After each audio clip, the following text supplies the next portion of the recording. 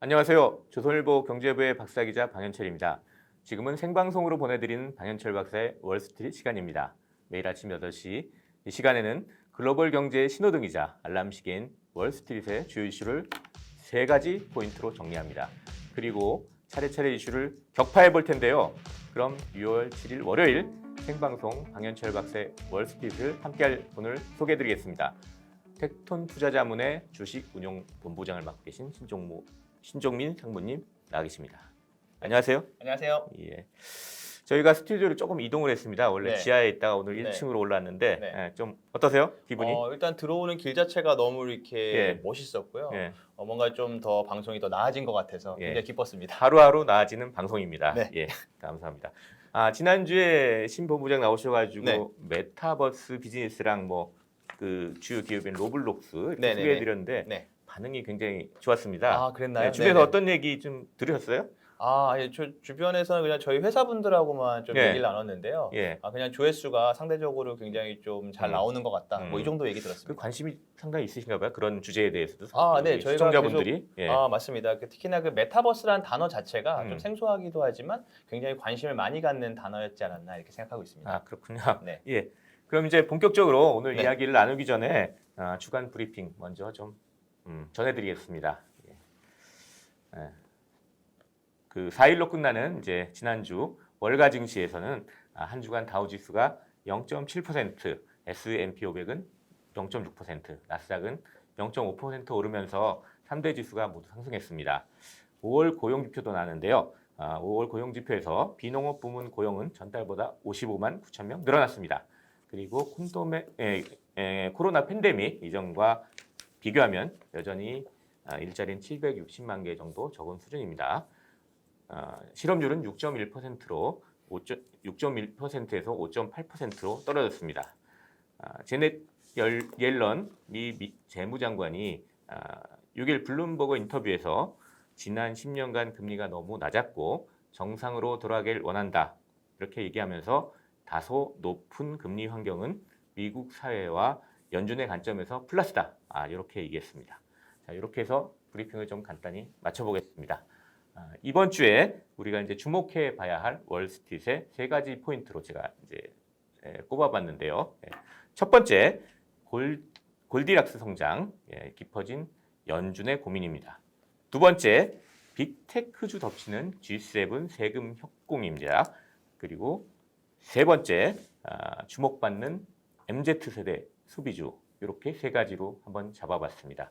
그럼 이 포인트 3가지 가지고 하나하나 이슈를 격파를 해보도록 하겠습니다. 먼저 골디락스 성장, 깊어진 연준의 고민입니다. 먼저 아까 브리핑에서 잠깐 말씀드렸는데 5월 고용지표가 나왔잖아요. 네, 맞습니다. 고용지표 좀 보셨죠? 네, 맞습니다. 이게 좋은 뉴스예요? 나쁜 뉴스예요? 좀 헷갈리던데. 결국에는 시장의 어떤 기대치가 굉장히 중요하다고 생각하는데요. 월가가 예상했던 기대치보다 한참 못 미치는 고용지표가 55만 명이 발표가 되었는데 네. 사람들이 과연 고용지표가 예상보다 부진한 부분을 집중을 할 것이냐 아니면 전달 대비 굉장히 많이 늘어난 부분을 네. 집중을 해서 경제가 정상화가는 흐름으로 볼 것이냐 봤을 때 주식시장이 지난 금요일 날 많이 올랐거든요. 그런 네. 부분들을 보면 사람들은 어떤 고용지표가 예상치 대비 안 나온 흐름보다는 고용이 늘어나고 있고 경제가 정상화되는 흐름에 조금 더 비중을 둔 것이 아닌가 생각을 하고 있습니다. 네. 월가는 전망하기를 67만 1,000명 뭐 이래서 이렇게 했는데 요거보다는 적었는데 네. 그러니까 지난달은 아니죠. 4월 달 네. 지표가 27만 8천 명. 네. 요거보다 많은 그러니까 55만 9천 명. 네. 이렇게 나가지고 조금 헷갈리는. 네. 하지만 시장은 환호했습니다. 네, 맞습니다. 금요일 날 상당히 주가가 많이 올랐죠. 네. 아마도 월가는 지금 이 좀 지표를 보고 고용 지표를 보고요. 미 연준이 자산 매입 축소하는 거, 즉 테이퍼링 시작하려면 좀 시간이 있는 거 아니냐? 네. 이런 판단을 한 것 같아요. 그러니까 경기 회복이 생각보다 더디다. 이쪽보다는 아무래도 돈줄 재기 브레이크를 좀 잡는 게 좀 천천히 할 것 같다. 네. 이런 쪽으로 지금 좀 맞습니다. 생각이 좀 몰려 있는 것 같아요. 실제로 네. 그 미국에서 10년 네. 만기 국채 시장 금리가 금요일 날 그 고용 지표가 발표된 이후에 하락을 했습니다. 그런 부분들도 테이퍼링의 굉장히 시점에 대해서 영향을 주고 있다 이렇게 생각을 하고 있습니다. 그래서 이게 지금 월가에서 골디락스라는 얘기가 나와요. 골디락스, 네. 성장 포인트로 제가 말씀드렸는데 네.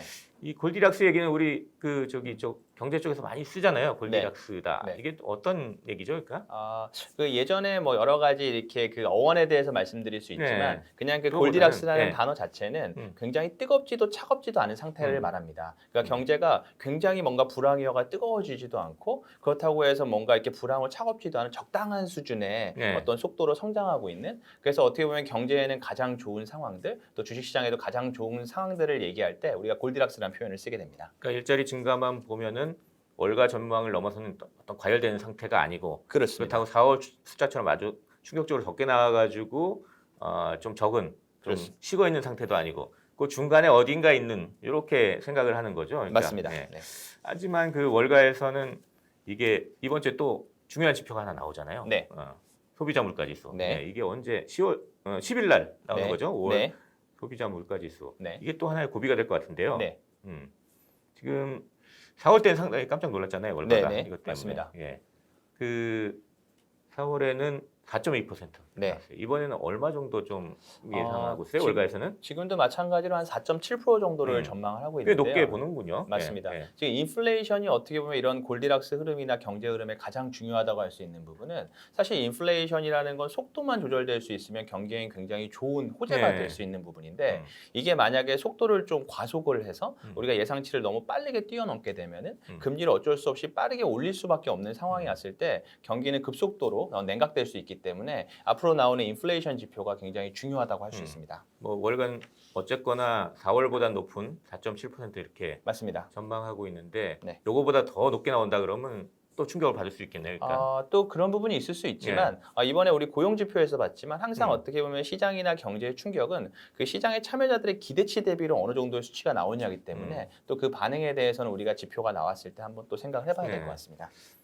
웰스파고 이런 데는 4.9%까지 보더라고요. 좀 높게 나올 수도 있다 이렇게 보는 데도 있는 것 같아요. 네. 근데 이제 좀 놀라운 게 이제 오늘 그 새벽에 나온 뉴스인데 제니디 옐런 재무장관이 이제 그 G7 회의 갔다 이제 돌아오면서 블룸버그랑 인터뷰했어요. 근데 다소 높은 금리가 미국의 플러스다. 이렇게 얼마 전에도 금리 관련해서 또 네. 얘기를 했잖아요. 네네네. 그러니까 이 재무부 쪽, 그 정부 쪽에서는 금리가 좀 높아지는 게 별로 이렇게 문제 없다 이렇게 네. 보는 것 같아요. 아직은 금리 자체가 절대적으로 굉장히 낮은 수준에 네. 있기 때문에요. 충분히 본인들이 어떻게 보면 속도를 컨트롤할 수 있다고 생각하는 구간이 아닌가 그렇게 생각을 하고 있습니다. 그러니까 이제 다음 주니까 6월 15일, 16일에서 미 연준이 이제 FOMC, 미 네. 연방공개시장위원회 여는데 네. 그러니까 좀 고민이 깊어지겠어요. 뭐 그러니까 일단 골디락스에서 뭐 경제가 뭐 뜨겁지도 차갑지도 않으니까 뭐 네. 구체적인 액션을 하기도 뭐 그렇고 그런데 또 이쪽 옐런 장관은 또 금리 높은 것도 괜찮다 뭐 또 이렇게 얘기하고 그러니까 상당히 고민될 것 같아요. 네, 맞습니다. 지금 테이퍼링 어떻게 좀 나올 것 같아요? 테이퍼링이라는 거는 지난번 테이퍼링 때도 마찬가지지만 테이퍼링이라는 게 처음 언급되고 나서 사실은 시행되는 시점까지도 1년도 넘는 시점이 이미 시간이 지나가기 때문에 2013년에도 계속해서 했죠. 얘기하는 것은 테이퍼링을 적절한 시점에 해야 된다는 건데 이 적절한 시점이라는 거에 대해서 계속해서 논란이 있고 이번에도 고용 지표가 어찌했거나 월가 예상보다 더디다는 거는 경제의 어떤 속도 자체가 아주 빠르지는 않기 때문에 회복되는 속도가 그래서 계속해서 어떤 테이퍼링 시점에 대해서는 논란이 있을 걸로 예상을 하고 있습니다. 어쨌거나 연준의 고민 상당히 깊어질 것 같습니다. 그 시점이나 뭐 언제 또 시작해야 되는지 또 논의를 언제 공개해야 되는지 네. 뭐 이런 것 때문에 상당히 고민이 점점 깊어지는 그런 시점인 것 같습니다. 네, 맞습니다. 이렇게 해가지고 이제 그 첫 번째 이슈 골디락스 성장 깊어진 연준의 고민 이렇게 알아봤습니다. 두 번째 이슈는 또 주말에 나온 또 빅 뉴스죠. 빅테크주를 덮치는 G7 세금 협공 이겁니다. 4일, 5일 해서 런던에서 G7 회의, 아까 저기 옐런 장관이 갔다 왔다는 그 회의가 열렸어요. 그러니까 G7이라고 그러면 선진 7개국 얘기하죠. 그러니까 미국, 일본, 독일, 영국, 프랑스, 이탈리아, 캐나다 여기 재무장관들이 모여서 글로벌 최저 법인세율을 15%로 하자. 뭐 이렇게 합의했다는 뉴스가 나왔습니다. 네.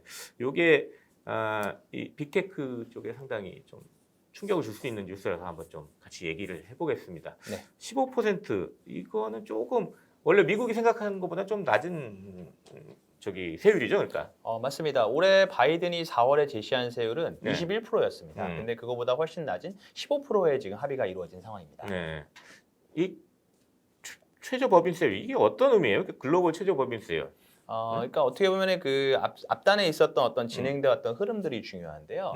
어떻게 보면 각국이 그동안 어떤 고용이나 여러 가지 그 노동 시장을 위해서 글로벌 빅테크 기업들을 유치하기 위해서 한동안 굉장히 오랜 세월 동안에 법인세를 계속 낮춰서 특혜를 주는 방식으로 네. 테크 기업들을 유치를 해와서 각 나라들이 계속 법인세 인하 경쟁을 해왔습니다. 근데 트럼프 정권 시절부터 해서 이런 것들에 대해서 우리가 더 이상 경쟁을 멈춰야 된다. 그러니까 어느 일정한 세율을 도입을 해야 된다.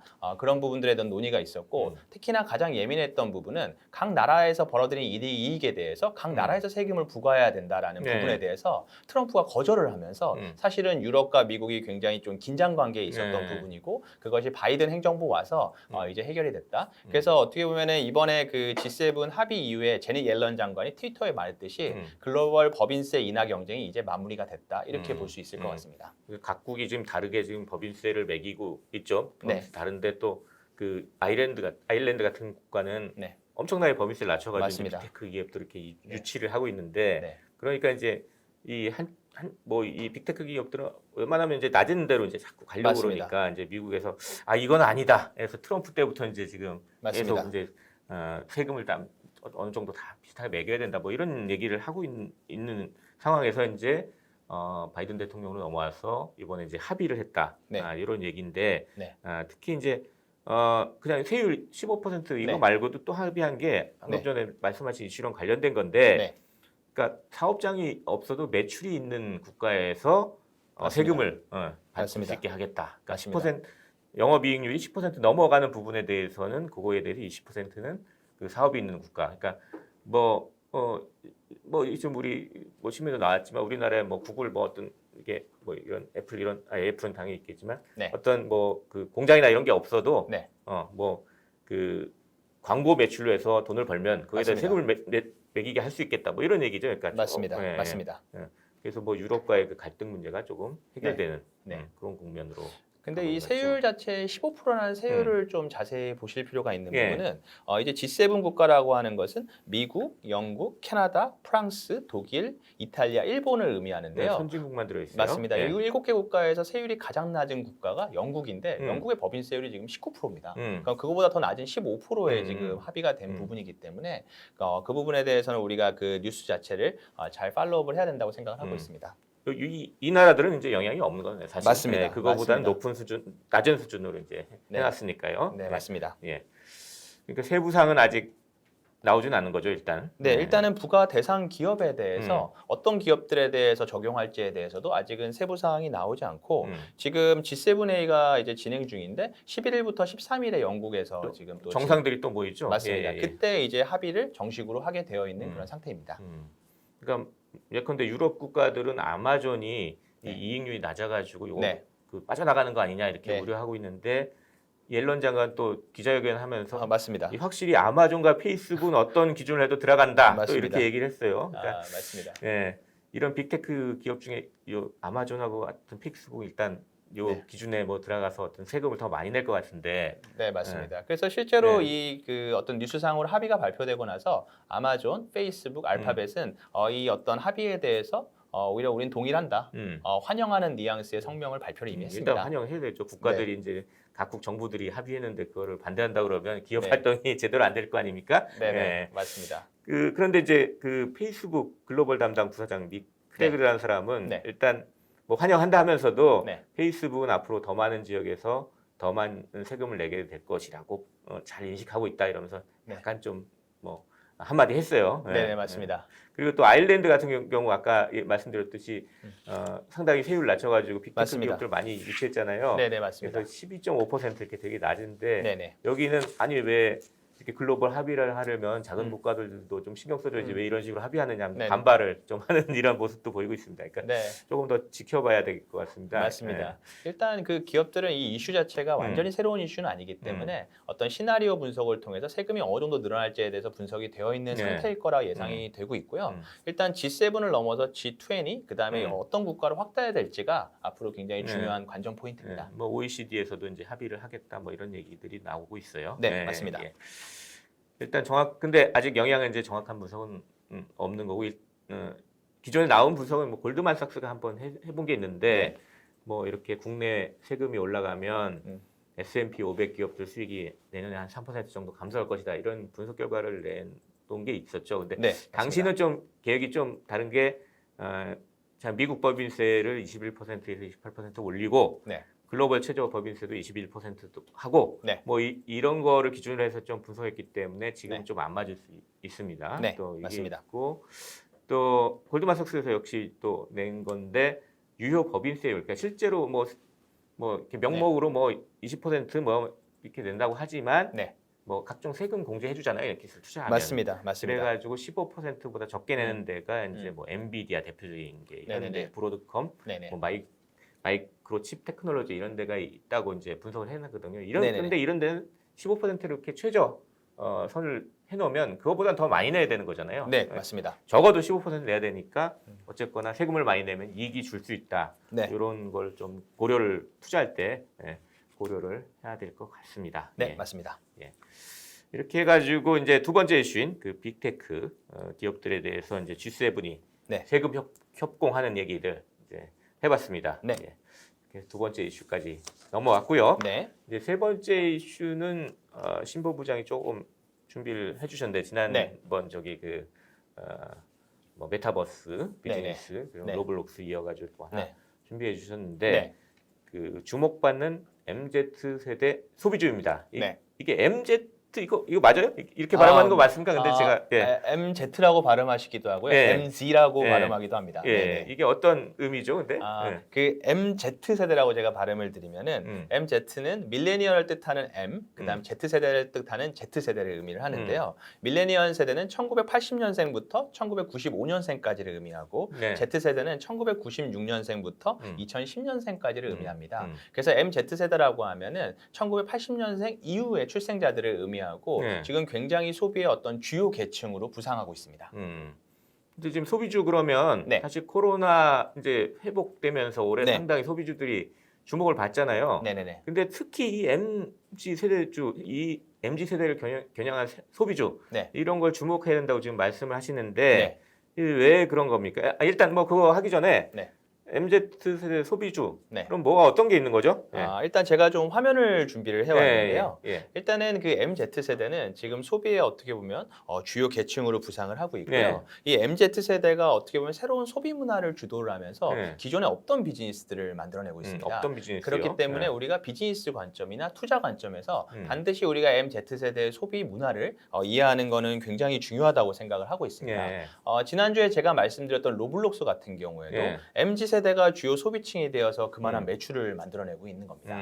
그러니까 지금 화면에 보시는 그 MZ 세대의 어떤 소비주라고 할 수 있는 부분들은 저 오른쪽에 보시면은 미국의 S라는 핸드메이드 네. 마켓플레이스가 대표적인데요. 젊은 분들은 다 알더라고요. 맞습니다. S라고. 특히나 그 우리나라에서도 이걸 할 수 있나 봐요. 맞습니다. 예. 그 S라는 그 핸드메이드 마켓플레이스는 미국에서 지금 젊은 분들한테 굉장히 인기를 끌고 있는데요.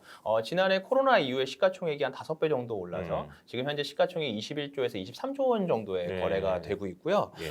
그리고 저 오른쪽에 보시면 아이디어스라는 거는 우리나라에 지금 어떤 굉장히 부상하고 있는 스타트업인데 저 SE 모델을 우리나라로 가져와서 우리나라의 어떤 그 수공예품들을 네. 거래하는 국내 스타트업입니다. 국내도 있군요. 네네. 예. 그리고 저 S 밑에 있는 포시마크라는 어떤 회사는 저것도 마찬가지로 중고 거래를 하는 전자상거래 플랫폼인데요. 시가총액이 한 4조 원 정도의 형성이 되어 있고요. 1월 달에 나스닥에 상장했다고 그러더라고요. 맞습니다. 예. 네. 네. 그리고 또 그 밑에 있는 threadsup이라는 회사는 또 마찬가지로 중고거래 플랫폼인데 이 회사는 마찬가지로 3월에 상장을 해서 지금 시가총액이 한 2조 원대 형성이 되어 있고요. 그렇군요. 저 오른쪽에 보시면은 국내 분들 이제 많이 쓰실 텐데요. 이 당근마켓이라고 하는 중고거래 사이트도 국내에서 굉장히 인기를 끌고 있고요. 예. 그 오른쪽 아래 보이시는 빈티드라는 음. 어떤 회사는 유럽에 있는 당근마켓 같은 유럽에서 가장 큰 중고거래 플랫폼인데 예. 아직은 비상장 기업입니다. 그래서 음. 최근에 자금 조사를 했는데 예. 시가총액이 지금 4조 원 이상으로 평가되고 다들 있는 기업들. 상당히 크고 있네요. 맞습니다. 그러니까 다시 이제 제가 아까 했던 질문으로 돌아가서요. 네. 이게 소비주 이런 뭐 코로나 이후에 네. 이 소비주들 네. 관심이 많이 받고 있는데 네. 특히 이 MZ 소비주들을 우리가 주목해야 되는 이유가 뭔가요? 뭐 어떤 특징이 있기 때문에 그러는 거죠? 그러면 예. 제가 MZ세대 소비 특징에 대해서 정리를 예. 좀 해왔는데요. 예. 한번 말씀을 드려보겠습니다. MZ세대 소비주는 한 3가지 정도 특징이 있다고 예. 할 수가 있는데요. 첫 번째는 유니크함입니다. 화면을 보여주시면 좋을 것 같고요. 일단은 이 MZ세대의 특징은 뭐냐면 아예 명품이 아니면 기성 브랜드를 소비하지 않습니다. 그러니까 예를 들어 우리가 백화점을 갔다 그러면 네. 이 젊은 세대는 그냥 명품관이 아니면 갈 일이 없는 그리고 아예 명품이 아니면 굉장히 유니크한 패션들, 유니크한 패션 아이템들을 선호한다는 게 특징이고요. 그 다음에 구매 자체보다는 경험을 굉장히 중시합니다. 그러니까 지금 저 화면에 보이시는 게 포시마크라는 회사가 네. 올해 이제 1월에 상장을 하면서 네. 그 투자 설명서에 자기네 어떤 비즈니스 모델을 스마트폰에 이제 그려져 있고 네, 그러니까. 맞습니다. 예. 그래서 단순히 우리가 물건 설명을 보고 보는 그 물건을 구매하는 것이 아니라 저 안에 이 어떤 사용자에 대해서 어떻게 비디오 영상이 올라와 있고 그거를 공유를 몇 번을 했고 팔로워 수가 몇 명이고 좋아요를 몇 번을 눌렀고 밑에 약간, 커멘트를 몇 번 예, 했고 소셜 미디어랑 비슷하네요. 그러니까 맞습니다. 뭐 페이스북 같은 소셜 미디어. 맞습니다. 예, 정확하신데요. 예. 그 소셜 미디어가 어떻게 보면 전자상거래에 결합된 형태입니다. 음. 그래서 오히려 저런 어떤 여러 가지 좋아요 횟수나 팔로워 횟수가 신뢰도를 결정해서 구매까지 이어지게 됩니다. 예. 그리고 나 구매를 하고 나서도 계속해서 어떤 채팅을 통해서 피드백이 되어야만 신뢰를 하게 되는 그런 형태의 소비로 이미 넘어가 네. 있고요. 세 번째는 소유보다 공유라는 것은 무엇이냐면 중고거래 플랫폼이 굉장히 활성화되어 있는데요. MZ세대는 굉장히 좀 가치관이 가치 중심적입니다. 그래서 최근에 친환경 이슈라든가 네. 비건 이슈라든가도 사실 MZ세대를 통해서 굉장히 좀 부각이 되고 있는 이슈인데요. 그래서 이제 중고거래를 하는 것이 오히려 가치 있는 소비고 사회를 네. 위하는 방법이라는 그런 인식들이 형성이 되면서 그런 플랫폼들이 굉장히 많아지고 있습니다. 새로운 트렌드군요. 근데 네. 어떻게 보면 이런 거 옛날에도 있었을 것 같은데 이게 네. 갑자기 주목받는 이유가 뭔가 다른 이유가 있을 것 같아요. 예. 네. 예. 맞습니다. 예. 그 S라는 회사를 좀 예로 들면은 S라는 회사도 사실 과거에도 있던 플랫폼이었고요. 과거에 이미 이 회사가 2000년 초반에 생긴 회사인데 그렇게 막 부각이 되지는 못하고 있었습니다. 네. 근데 실제로 이 회사가 부각된 건 2016년 넘어서 17, 18년이 되면서 굉장한 인기를 끌기를 시작했는데 이게 왜 그러냐면 인공지능이나 빅데이터 기술이 발전하면서 네. 그 안에서 검색의 효율이 굉장히 올라왔고 그 다음에 물류 시스템이 완전히 고도화돼서 스마트 물류가 도입되기 시작하면서 그냥 우리가 가정에 있는 사람도 이러한 전자상거래에 너무나 손쉽게 참여하는 형태가 되기 네. 시작하면서 그런 비즈니스가 폭발적으로 늘어났고 코로나를 통해서 소비자들이 급속도로 유입되면서 지금은 어떻게 보면은 미국에서 굉장히 주목받는 플랫폼으로 아마존도 이 비즈니스를 시작했지만 애쉬의 브랜드를 이겨내지 못하는 그런 형태까지 성장이 돼 있는 그런 상태입니다. 그냥 뭐 MZ 세대의 어떤 소비 특성 이런 네. 것뿐이 아니라 기술이 거기에 맞습니다. 결합이 돼 있는 거네. 이 기술 맞습니다. 발전이 결합이 돼서 이게 점점 커지고 있다. 이렇게 맞습니다. 봐야 되는군요. 그러니까, 맞습니다.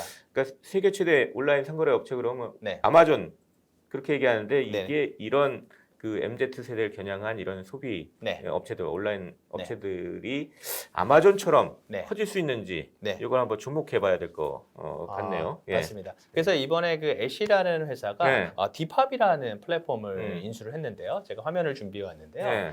그 애쉬라는 회사는 왼쪽에 보이듯이 굉장히 저렇게 유니크한 핸드메이드 제품을 네. 만들고요. 특히나 코로나로 주목을 받았던 거는 마스크의 디자인을 굉장히 색깔 있게 그래요? 만들면서 마스크도 그런 마스크 받았어요? 매출을 굉장히 네. 많이 올렸고요. 음. 저 오른쪽에 보이시는 영국의 디팝이라는 회사를 지난주에 인수 발표를 했는데 지금 16억 US 달러로 발표를 해서 지금 우리나라 돈으로 1조 8천억 1조 정도로 8천억 정도. 인수를 하게 되는데요. 예. 저 회사는 저 사진에 작게 보이시지만 주로 우리가 보는 길거리 래퍼들이나 공연하는 사람들의 스트리트 패션을 중고 거래하는 플랫폼인데요. 굉장히 주목할 점은 무엇이냐면 저 디팝의 지금 구매자들이 90% 이상이 90% 정도가 Z세대이고 완전히 나머지는 젊은 밀레니얼 분들. 세대입니다. 그러니까 예, 예. 거의 100%가 MZ세대로 이루어진 그런 플랫폼들을 저랑 애쉬라는 회사가 인수해 가고 있고 거기에 말씀드린 대로 기술력이 접목되면서 앞으로 저런 플랫폼들이 애쉬 이외에도 굉장히 많이 나올 것이고 저런 MZ세대의 어떤 소비 트렌드와 함께 굉장히 성장 가능성이 높기 때문에 앞으로 우리가 저러한 플랫폼들 MZ세대의 소비를 주목해야 된다 저희 그렇게 생각하고 있습니다. 예, 알겠습니다. 자, 이렇게 해가지고 새로운 월가의 또 투자 트렌드로 MZ세대 예, 소비주 요거에 대해서 알아봤습니다. 야, 이제 이번 주에 월스트리트 세 가지 포인트를 한 줄 평으로 요약해 보겠습니다. 예, 첫 번째, 미국 경기 회복이 뜨겁지도 차갑지도 않은 그런 국면을 지나고 있다는 말이 나오고 있습니다. 하지만 4월 물가 상승률은 여전히 높을 것이란 전망도 동시에 나옵니다. 미 연준이 돈 풀기를 얼마나 계속해야 할지 고민이 깊어가고 있습니다. 시장에 충격을 주지 않으면서도 경제를 과열시키지 않을 묘수를 찾기 바랍니다. 둘째, 선진국들이 빅테크 기업들의 절세에 대해서 협공에 나섰습니다. 빅테크 기업들이 코로나로 인해 뜻하지 않게 호황을 겪은 만큼 뭔가 기여를 해야 된다는 이런 여론이 커지고 있습니다. 주가에는 악재가 될지 모르지만 멀리 가려면 함께 가야 한다. 이런 생각을 가져야 할 것 같습니다. 세 번째, 코로나 회복으로 월가에서 소비주에 대한 관심이 높아지고 있는 가운데요. MZ세대를 겨냥한 소비 트렌드를 읽는 게 아주 중요해지고 있습니다. 젊은 세대 트렌드를 읽는 게 곧 돈 버는 것으로 이어진다는 것입니다. 젊은 세대나 어른 세대나 모두 기여한 만큼 성장의 과실을 나눌 수 있는 그런 방법을 찾아봐야 할 것 같습니다. 자, 오늘 신 본부장님 함께 했는데요. 오늘 좀 어땠습니까? 좀 스튜디오도 바뀌었는데 좀 스튜디오 분위기가 밖에서 너무 좋고요. 좋았나요? 예. 또 오늘 그 박사님이 짚어주신 주제들이 지금 현재 어떤 주식시장이나 경제 흐름에 굉장히 중요한 주제들이어서 네. 토론하는 것들이 굉장히 재밌었고 앞으로도 지금 시청하시는 분들의 투자에 도움될 수 있는 컨텐츠를 잘 준비할 수 있도록 하겠습니다. 감사합니다. 예. 앞으로도 많은 새로운 트렌드 좀 소개해 주시기 바랍니다. 네, 알겠습니다. 자, 이렇게 해가지고 6월 7일 월요일 생방송으로 보내드린 방현철 박사의 월스트리트 벌써 라이브를 마칠 시간이 됐습니다. 함께 해주신 여러분께 감사드립니다. 내일 아침 8시에 또 다시 월스트리트를 세 가지 포인트로 진단하고 이슈를 격파하는 방현철 박사의 월스트리트로 돌아오겠습니다. 지금까지 함께 해주신 텍톤 투자자문의 주식운용본부장 신종민 상무님이셨습니다. 감사합니다. 감사합니다.